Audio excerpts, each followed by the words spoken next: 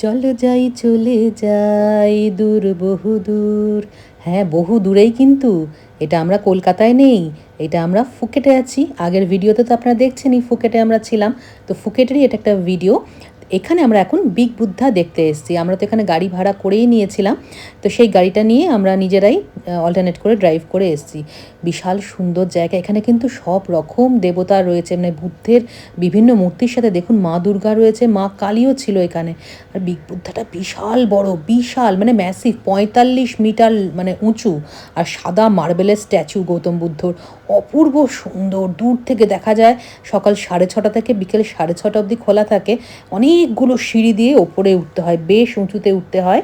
আর এটা চ্যালং এর কাছে এটা অবস্থিত আর কি। জায়গাটা হচ্ছে চ্যালং এরিয়া।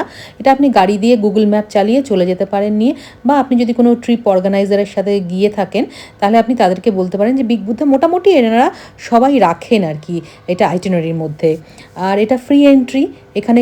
তবে ড্রেস কোড আছে এখানে, সারাং কিন্তু পরে যেতে হয়, কারণ এখানে নি কভার রাখতে হয় আর শোল্ডার কভার রাখতে হয়। যদি স্লিভলেস পরে যান তাহলে শোল্ডার কভারের কিছু ওখান থেকেই ভাড়া পাওয়া যায়, সেখান থেকে আপনি নিয়ে নিতে পারেন।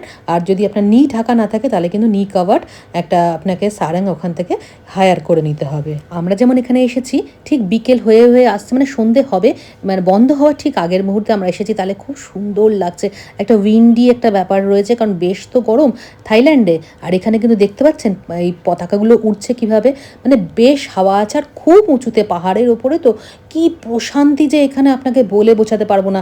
ইভেন এখানে মেডিটেশন সেন্টারও রয়েছে, মেডিটেশন করানোও হচ্ছে। ওপর থেকে দেখুন সমুদ্র দেখা যাচ্ছে, কি অপূর্ব যে ভিউ এটা।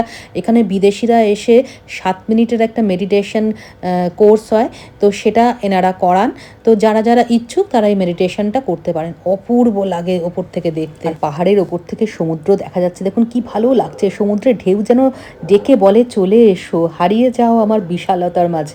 এখানে নেই কোনো দুশ্চিন্তা, নেই কোনো ব্যস্ততা, শুধু মুক্ত বাতাস, নীল জলরাশি আর অন্তহীন প্রশান্তি।